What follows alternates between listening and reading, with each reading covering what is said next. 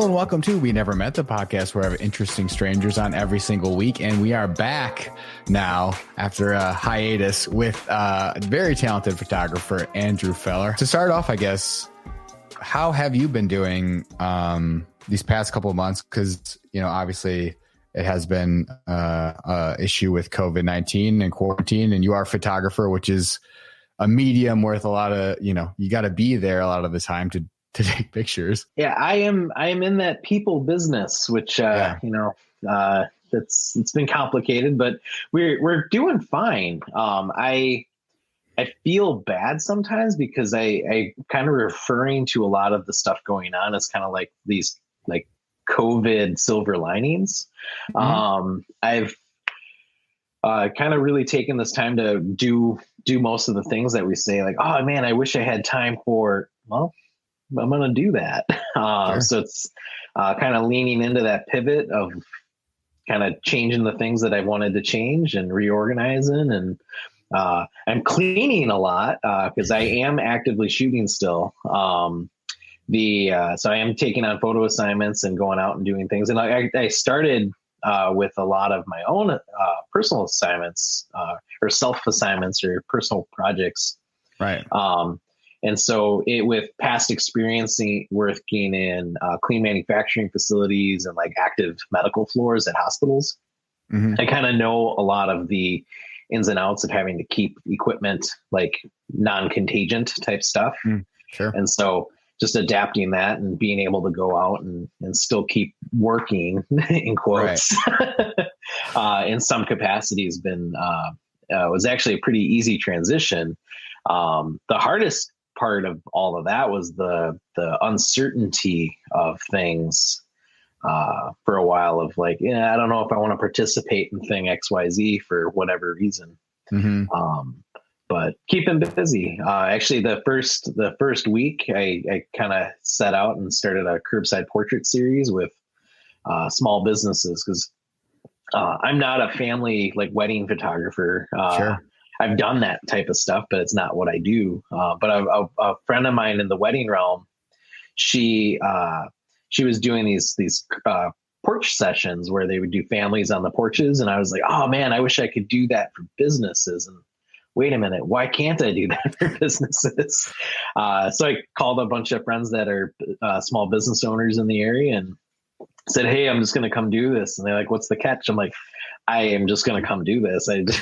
Isn't that funny? That's the reaction people give, you know, like, let me take a quick portrait so that you can like say, hey, we're still open, like right. For takeout or whatever that is. And it kind of started in like food industry friends that owned restaurants or bakeries and stuff. And then it kind of moved into other things. Like I got to meet, I've met her once before, but I met Steph, the owner of Waxwing and the Milwaukee Beard guys. And actually his photo is really fun because he's like, I want to do like my brand of like, I want to do like my blow up palm tree, and I'm going to do a lounge chair, and I'm just going to be like cracking open a beer. And I'm like, dude, yes, all that.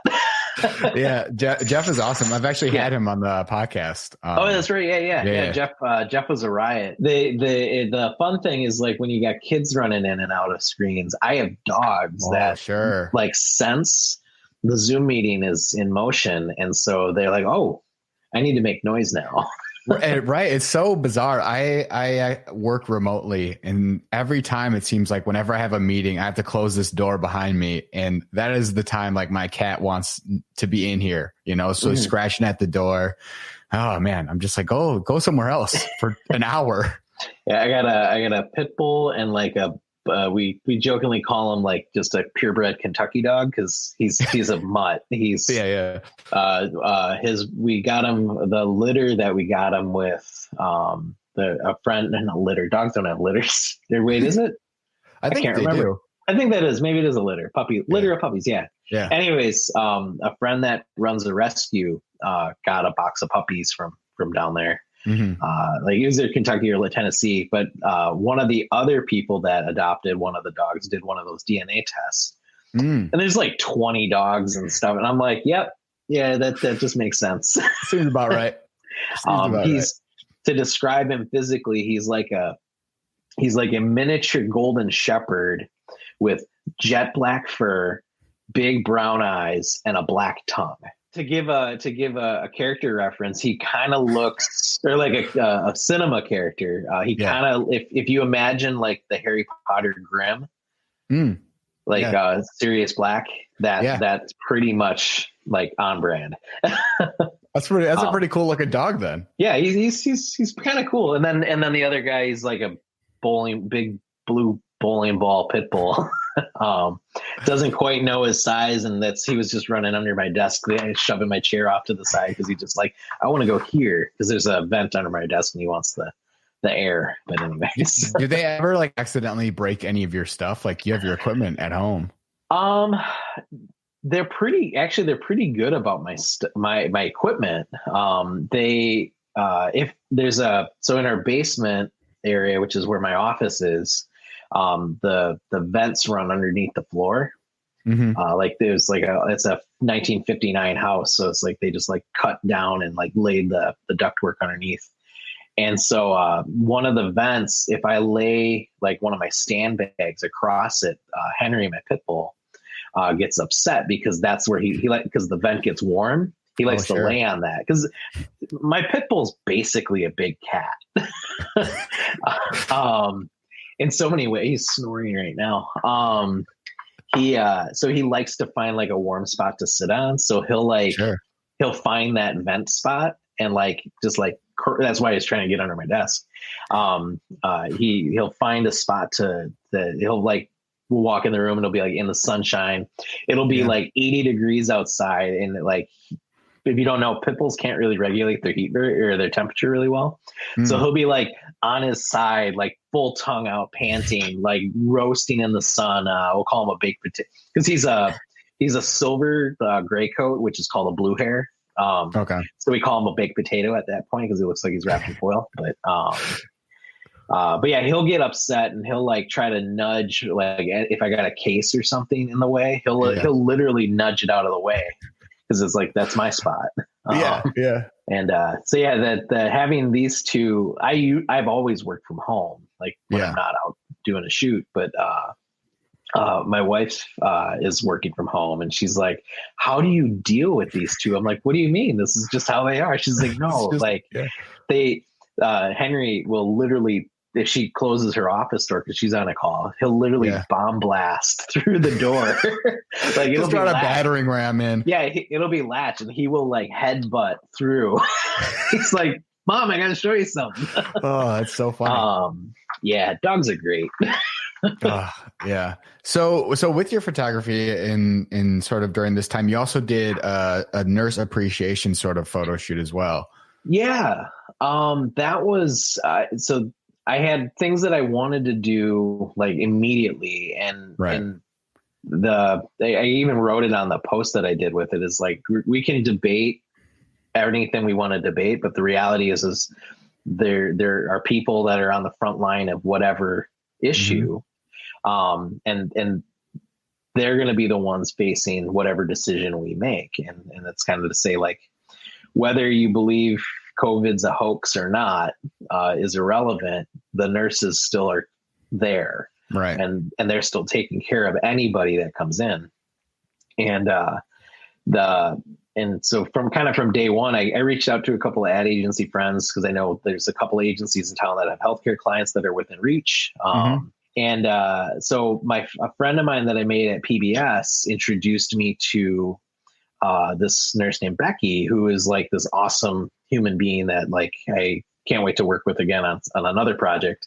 And she's like, "Yeah, we could do that." And we crossed some T's, dotted some I's, and as long as we didn't display any logos of the hospital, and it was them and releases and all that stuff. So there's no identifying marker of which hospital it is. Sure. But actually the person that I was talking to did say that like they're really happy that I did that because and one of the nurses told me this, they literally had people protesting at the hospital that morning. Like in the hospital? Like in the parking lot areas. Jeez. Like saying, like claiming it was like all this is a hoax, and it's hospitals trying to profit and nurses are walking away with like big bags of money and stuff. It's like silly stuff. Yeah. But no, that project, I wanted to do it from the start, and I'm really happy that I got to do it. And I might get to go do a little bit more, I hope. But that was one I really wanted to do. And then same thing with organizations that I throughout this thing. It's like I said, silver linings. I have 2 dogs, and I love my dogs, and I love the Wisconsin Humane Society, and I reached out to them. Actually, it's funny.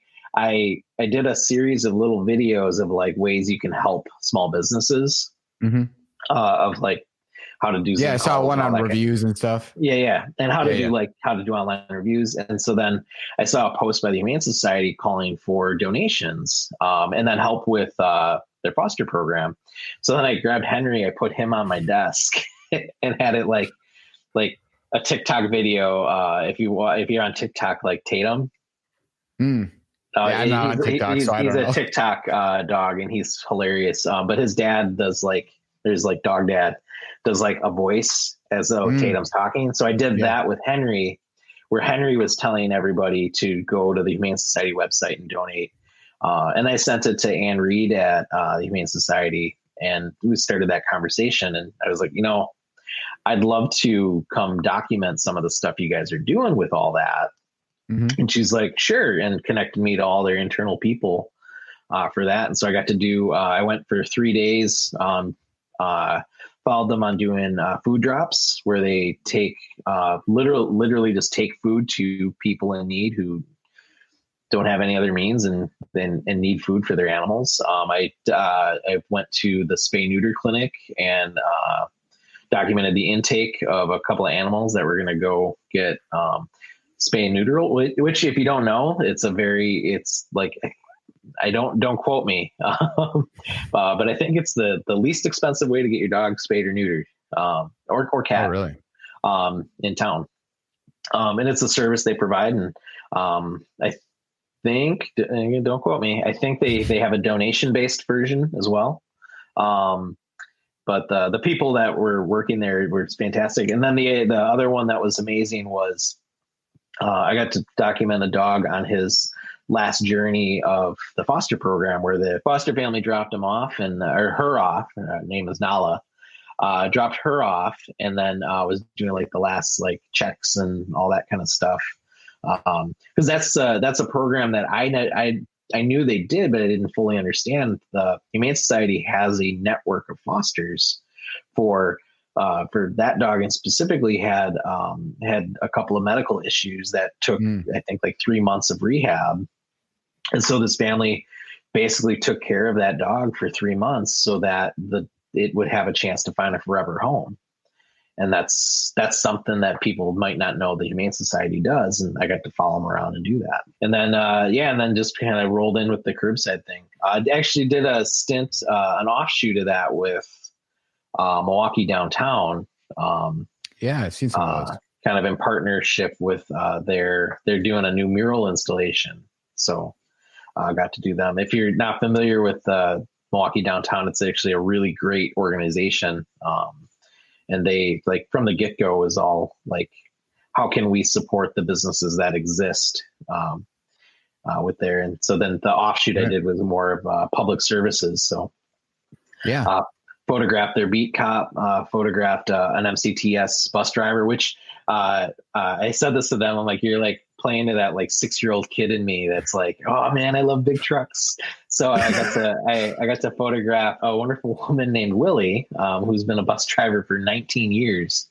But as cool as she was, and she had like an interesting story, I got to photograph a bus.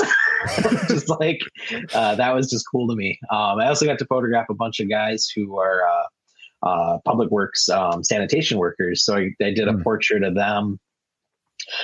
We kind of staged a little bit where I had them hang off as if the garbage truck was rolling. Oh, sure. And then I got the city kind of in behind them a little bit. That was like another like 6-year-old me, like, yay, big truck. Like kind of crawling underneath the garbage truck just a little bit type of thing to get that shot. but then, but kind of the thing, I had such a good time with Willie, it became a game that I played for the rest of the day. I don't actually know if the Milwaukee downtown people noticed this. I think it was 10 total subjects, and of I think 8 of 10, I somehow got a Milwaukee County bus in one of the select options. So like the photos that I gave them, like I gave them like 3 or 4 options of each subject. In at least 8 of the 10 subjects, I got a Milwaukee County bus in the background, which is like kind of like a little tip of the hat to myself. It was like a little game I played for the rest of the day. I had such a good time engaging with a person that like they kind of carried that with me for the rest of the day. Yeah. And so that's another one of those silver linings that like I kind of am going back to with my work is, why do I do what I do? And it's, I've mentored a couple other photographers. I love teaching. I almost became a music teacher actually. So any chance I get to mentor a photographer, I take it. And it's that thing of like, I can teach anybody how to light and push a button. Cause like if the simplest terms, like I push a button, but there's like a directing aspect to that. And there's a lot you can teach, but the thing that I value the most about what I do is that I have met and photographed so many different people. And that's like the thing I wouldn't trade for the world. And that I'm trying to carry into like the next phase of projects and work is, more people and interesting stories and kind of going back to that style of work.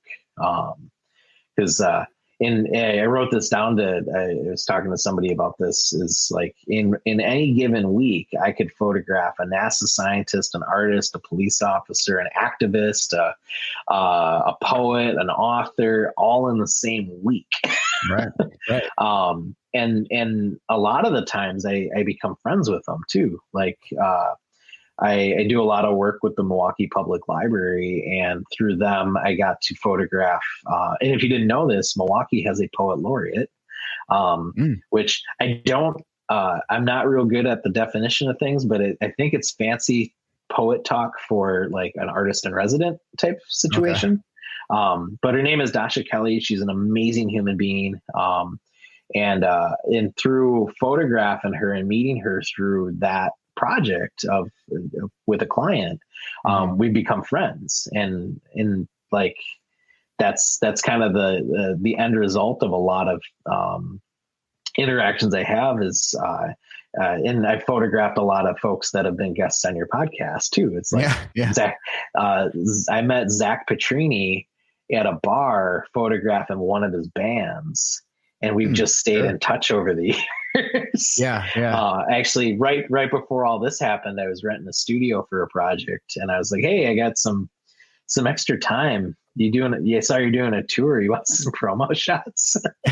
Because I was testing a concept, and I needed someone that I knew like had Zach's. If you knew this from meeting Zach, but Zach's a very fit guy, and he has good body awareness, and that was kind of like the baseline thing I needed. Is I need someone who has some semblance of body awareness for the thing I was testing. And I was like, "Want to just come hang out? Let's like have a drink, catch up in the studio, bring a guitar, we'll take some extra shots." And then he was using one of those shots for his streaming series that he was doing, where it's the kind of like dramatic on the all black background. Right. Yeah. I did that shot. I was kind of bummed about it. I'm working on a way to do it. I have a project I want to do on mental health. Cause I've had mental health kind of things my entire life, and there's a stigma to talking about that stuff. And that's kind of like, why is there this stigma? If we all talked about these things in the open, maybe that would help. So I kind of had a portrait project to showcase the juxtaposition between the external smile and the internal battle. And that's the the phrase that someone's kind of used a long time ago when talking about myself was, the happiest person in the room might be fighting something on the inside, but you don't know that. And so that's kind of always stuck with me, is like, how can I turn that into a portrait? And so it's kind of a complicated thing, because whenever you're working on a concept like that, you sometimes have to invent things. And so the way to trigger the lights doesn't exactly exist. So I'm doing it manually. And so it's combining, it's essentially lighting 3 portraits. And so by combining 2 sets of strobes triggered on 2 different channels, and then constant LED sources, you create like a ghost trail between 2 portraits that are connected. Right. So I posted one of Zach, and then I did another shoot with Amanda Huff. I saw that one. It was more like around her though, rather than. So there's 2 I posted of her. So there's one that was me just messing around, and we were having fun. Looks cool. I forgot what we were listening to. We were listening to some music, and we kind of like, she was dancing, and I was like, okay, cool. I'm going to play with that a little bit. But then the one where I posted a black and white one where it's like she's in 2 places and there's like a ghost trail connecting them. Sure. You can do it in Photoshop and get it pretty close, but I'm always, whether it's that type of project or even like just a portrait of a CEO on a staircase, which I've done a lot of those. I'm of the school of practice of get it in camera. Photoshop's an amazing tool, but like if you can get it 90% of the way there in camera, if there's something more, not that Photoshop or compositing isn't real, but like there's a realness to it. And it kind of goes back to like shooting on film and stuff. Like there are people who you don't really Photoshop film. And so I kind of carry that into the digital space. But also like with that project specifically, like I'm trying to portray an emotion. And so it's like I had a bunch of subjects lined up. So about 4 months worth of test shoots for this. And then like had about 9 subjects lined up where a couple producers that I talked to about it was, I want to do this. And they're like, use real people. And I'm like, yep, real people, not models. Like I could call in a bunch of dancer friends that could have done it, or musicians like Zach and Amanda that have like a stage presence. But I wanted it to be people who like live with depression and anxiety and similar things. And so that it's their story. And then I was going to forcibly get myself in front of the camera as well. Cause I don't know if you know this about photographers. It's really hard to find pictures of us. We like to hide behind that camera. So I was going to get myself in front of there too, because it's all like manually triggered. Like I got remote set up, so I could do it. But the week of the stay home order was when it was the week I had everything lined up, and it was like, I don't feel like there's too many unknowns. I don't feel right. Like I had everybody spaced out because I was being respectful of everyone's privacy with that was willing to participate in the project. Right. So there's like buffer zone where no one would cross paths, and like, cause we were going to talk about things. And I didn't want to like have an observer. It was going to just be me and them in the studio type of thing. And so I had to cancel that, and I was kind of bummed. But instead of like letting it get me down, I took all that energy and then threw it into that Curbside project. And then like kind of like poked my head up, and 2 weeks later, it's like, whoa, what happened? And now we're 3 months in. I'm trying to get that project rolling again. I got to find a place to do it. And so I got to decide if I'm going to try to do it a studio or if I'm going to adapt it to be mobile. The requirement is I need a high enough ceiling for the LED light, and preferably no windows, because it's the technique is adapted from what's called shutter dragging, where you do like a really slow shutter speed. Sure. And in order to get that, so it's not like a really bright photo, it has to be a really dark room. So no windows. Or we shoot at night. but I got a couple places that could work out. I just got to pick a date, make sure it's safe. Tape off the floor, so we're always 6 feet apart. Sure. I'll be wearing since the whole beginning, I've been rocking some masks. Nice. Brass Rooster makes a quality mask. A little plug there. Brass Rooster and Hen House, John and Kate McLaughlin. They're great. And then my buddy Adam made a really cool mask for me. It kind of looks like a old Western style thing. Kind of goes with the hat. I'd plug him, but he's like, I'm not selling these. Just wear it and look cool. You mentioned this a little bit, but you used to be heavily into music and have a music degree and then transition sort of into photography. Yeah. So why did you make the switch in like at the beginning of like learning photography? What like was driving you to keep, because you know so much about it. Like you look at your pictures and you sort of like brush it off as like, oh, I just press a button, but like they're so amazing and like the lighting is so amazing on them. It's like, it takes a ton of skill. Well, thank you. It really thank you. It's a couple answers there. The first one is for the music thing. Mm-hmm. I was solidly the most okayest bass player. That's like a funny way to put it. Most okayest. So the quick summary there. So I started through my entire life. I was going to be a musician. Like that was like the total music dork. Like I played cello, and then I played all the brass instruments, and then I was playing electric bass in like the jazz band in high school and stuff. Sure. And then I joined the orchestra, but I couldn't use a bow. So I was playing upright, all pizzicato, playing like Mozart, like duets and all that kind of stuff with other musicians. And then I went to MATC has this thing called the Music Occupations Program. And there they got like recording technology stuff. They got music composition stuff. They got a lot of performance based, like pop music based stuff. And the teachers there are awesome. And like you make a lot of really awesome friends, and just like it's not a tradition. It's not a quote unquote traditional music path type thing. It's like, I want to play music type of program. And I really recommend it to anybody that wants to like learn, and too inexpensively,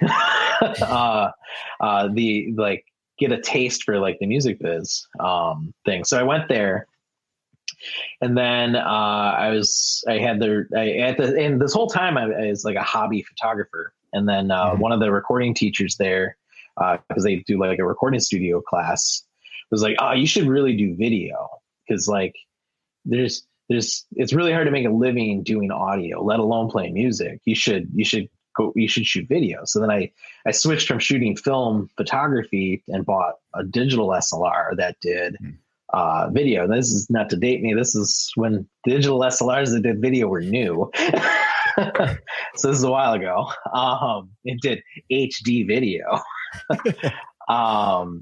And but then I was like man, I got to make a living. So I love teaching. So I'm going to go get a teaching degree. And so I auditioned for UWM in their guitar department, because anything with strings on it, I was obsessed with it too. I didn't want to be a baritone or a trombone player. Like I was like, strings are cooler. And nothing against horn players. It's just, a guitar or a trombone. That's true.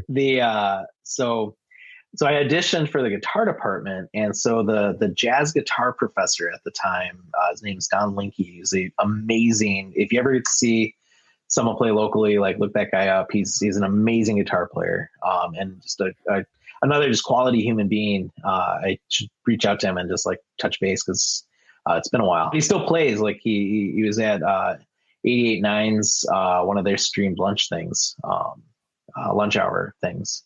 But he plays in a bunch of bands. So when I auditioned, he said two things, because I was a dork. I auditioned for the UWM guitar department on a 6-string fretless bass, electric bass, which if you don't know, that's weird. And just let you know now. so Don had two criteria for me to get in, because I couldn't play in the orchestra. Because I could not use a bow. And actually, when you go to university school, you have to play in the orchestra. Oh, really? And Laura Snyder, bless her heart, muscled through lessons with me. She's like, Andrew, you look like you're trying to cut down a tree. I'm like, I muscle control. I just don't have it for that. Yeah. But we muscled through it, and I own a bow. Do you still have it? So it's funny. I sold the bass, but I still have the bow. Oh, nice. There's a long story to that. It's a really nice bow. But so Don's two criteria is he's like, one, I never go sell that stupid bass. I never want to see it again, and buy a damn upright. And then two was, you have to play in my band. And so I played in both the jazz guitar combo bands, the university's big band, and then I also played in his band outside of school, because it was kind of twofold. A, he got a cheap bass player, but two, I had a lot of catching up to do as far as reading jazz charts and understanding that whole other language, because I had been from either like a pop rock type genre things, or a hack of orchestral stuff.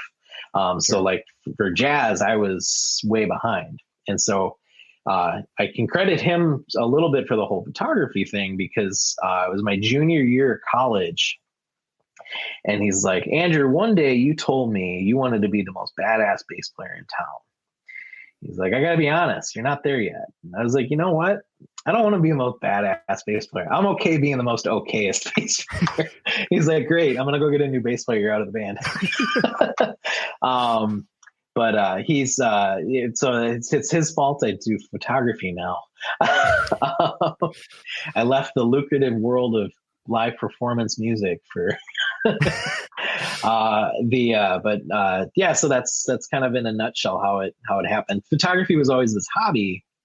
And so around the same time I was sort of student teaching. I was teaching extracurricular, like high school band stuff. I did a mix of jazz bands, marching bands, and drumline stuff, because I also did a little bit with percussion. But for drumlines, we got these kids, they want to do synthesizers and run these soundboards. I'm like, I can teach that. And so I was teaching that for a while. And then I just decided, you know what, I don't want to be licensed in teaching, so I'm going to go do something else. And took the camera and went forth. And I mentioned earlier, I sold my upright. An upright, if you sell an upright, you can buy a lot of lighting equipment, because uprights are expensive. So when I sold my upright, that's when I bought my first lighting kit. And so that's music taught me a lot about discipline. And so the term that's used is, you go to the woodshed and you figure it out, and you don't come out of the woodshed until you figure it out. So when a musician says I'm in the woodshed, it means they're practicing really hard. And so that mentality is something that I kind of carried with myself, of like, I need to figure out how to do this. So when I rent a studio, I'm not renting it for client work. I'm renting it to work through something and figure something out. And so I forget the exact term. I think it's called a dodidact, is someone who can teach themselves stuff, or like a self-learner. I can't remember the exact word, but that's, I kind of am that, where I bought textbooks on retouching and lighting and different, like there's a book called Light Science Magic. It is the most boring book on the physics of lighting and the principles to understand with how light reacts and reflections, because at its core, photography is physics. Whether it's the shutter speed is in relation to the exposure of the light, and then the ISO speed is this, and apertures and how that works, but also light and shadow is physics, without going too deep into that. But the number one physics principle is the angle of reflection equals the angle of incidents, which is if you're photographing something like a beer can, which in Milwaukee, you're a photographer, you got to know how to photograph a beer can. Sure. If you're lighting it, or if you see a reflection, if you turn a certain way, that reflection moves. So if you need a reflection in a certain spot, you got to know how that works. And that's just through repetition and experimentation, you kind of figure that stuff out. And so the same thing is true with a portrait of a person. If you notice you're getting like shiny spots on foreheads and stuff, it's one of two things. One, I actually carry like a small makeup kit, although I don't anymore because COVID. But I carry blotting papers and stuff because, like, just dab the forehead down and all that kind of stuff. And because that's where some of the shine comes from. But the other thing is, like, if you're using a harder light source, that's where that shine comes from. So understanding like hardness and softness of light and how the angle works and what feathering is and all that kind of stuff.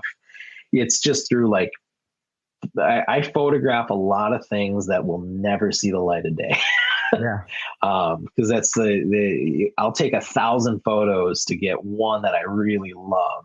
And that's what ends up on the portfolio or on the website. One job I had, we were in Baltimore over New Year's, and the only thing open on New Year's weekend was the Starbucks in the hotel. So for breakfast, lunch, and dinner for 3 days, I only ate Starbucks breakfast sandwiches, because this is before, been doing a little while.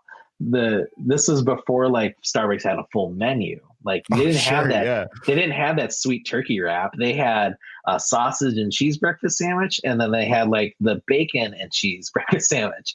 And so breakfast, lunch, and dinner for 3 days straight. That's all we could get.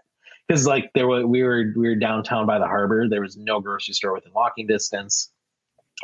We had one dinner at like the Hard Rock Cafe or something like that. Like that was just to mix it up a little bit. It's to mix it up. And that was like it was like the day we landed, and then that was closed the next day. And you're like, oh no, what are we gonna eat?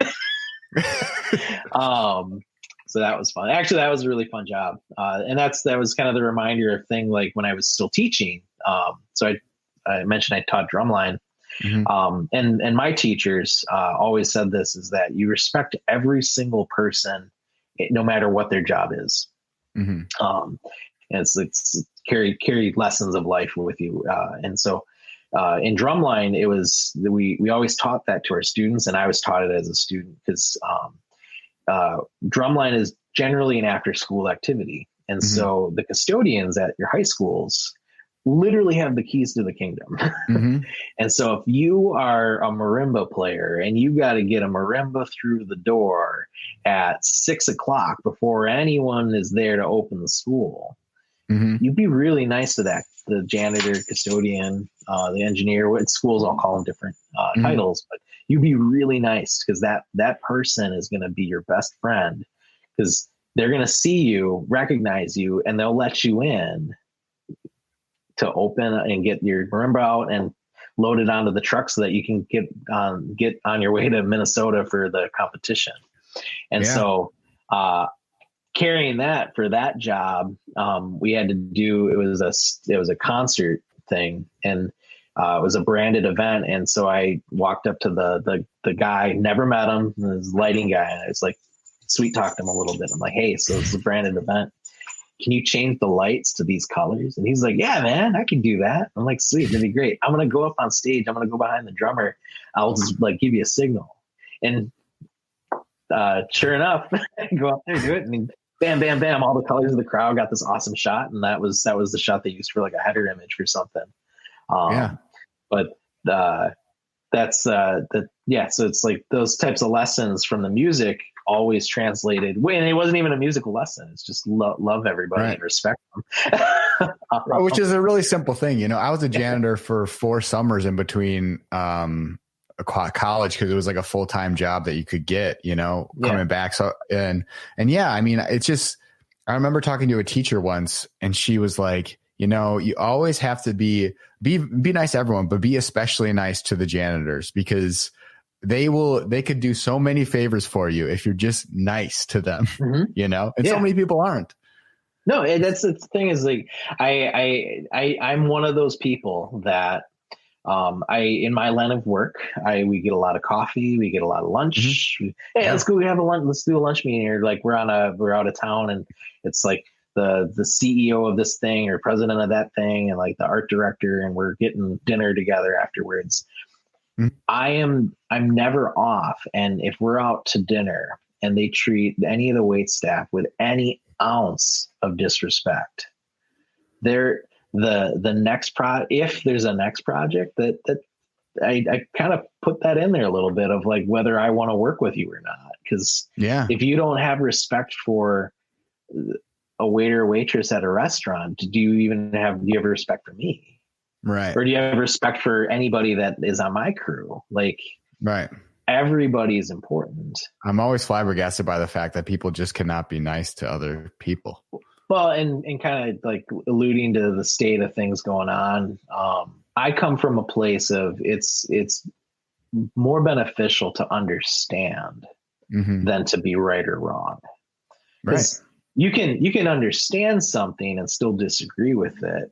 And then but then not lose love for anybody. But then on some level, some people just don't want to be reasoned with, and you accept that. Actually, so I went to the Black Lives Matter march, and I've been advocating for photographers, especially, to, if you feel the call to go document the protests, do it, but be respectful of whose story it is. Because I'm not a photojournalist. I like when I approach a project, I'm biased. Like I know what I want to show or say, and I'm always there to learn. But that's your job, pretty much, to do. Inherently, I will. There is an implied bias that will appear because it's my perception of what's going on. So for that reason, I'm not, I don't know if I could be a true photojournalist. I will take any humanitarian project where you go in and you document anyone from any background with the purpose of like translating their story into an image. Like those are the projects that excite me the most. But to be like a true like war photographer, or like someone on the front line of whatever thing, documenting in its pure like documentariness.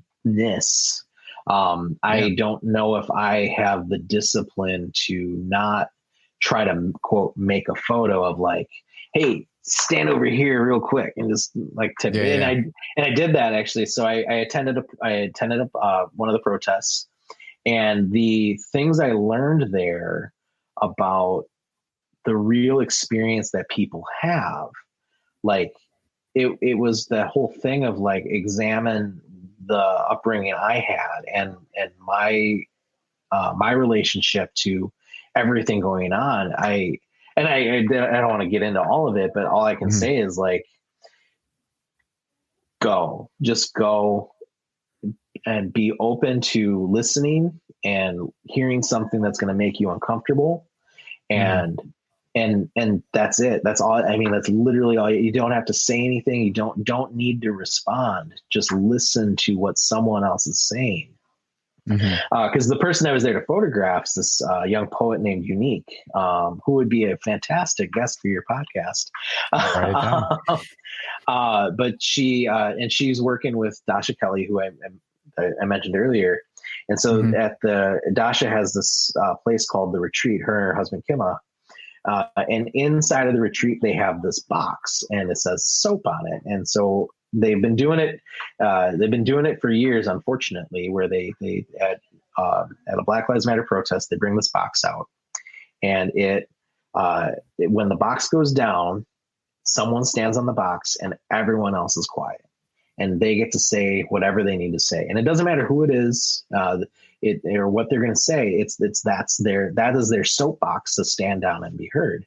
And the stories that were shared on that soapbox were like I don't know if I can swear, but like they were like holy shit moments of like, wow, I never thought of it like that. And that's the thing, is you can only get that experience if you go to whatever your comfort level of a protest is, because that's the stuff that you're not going to have a cool GIF or a meme or a graphic attached to it. That's because it's someone else's story. And that's the thing of it is, I'm telling other photographers, like, you don't have to go to the big march with the Bucks players or whatever celebrity that you're into. Mm-hmm.